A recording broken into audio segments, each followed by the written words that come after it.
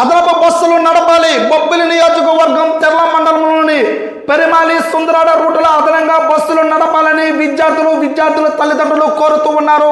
ఈ నెల 17వ తేదీ నుంచి 10వ తరగతికి పబ్లిక్ పరీక్షలు ప్రారంభం కానున్న నేపథ్యంలో ప్రభుత్వం 10th విద్యార్థులకు ఉచిత బస్సు సౌకర్యం ప్రకటించింది. అయితే బస్సు సర్వీసులు అంతగా లేని చోట విద్యార్థులు పరీక్షా కేంద్రాలకు ఎలా వెళ్లాలని విద్యార్థుల తల్లిదండ్రులు ప్రశ్నిస్తూ ఉన్నారు. చాలా చోట్ల సరిపడా బస్సులు లేకపోవడంతో విద్యార్థులు పాఠశాలలో కళాశాలకు వెళ్లేందుకు ఇబ్బందులు పడుతూ ఉన్నారని, ఆటోలు క్యాబులు ఆశ్రయించాల్సి వస్తుందని వాపోతూ ఉన్నారు.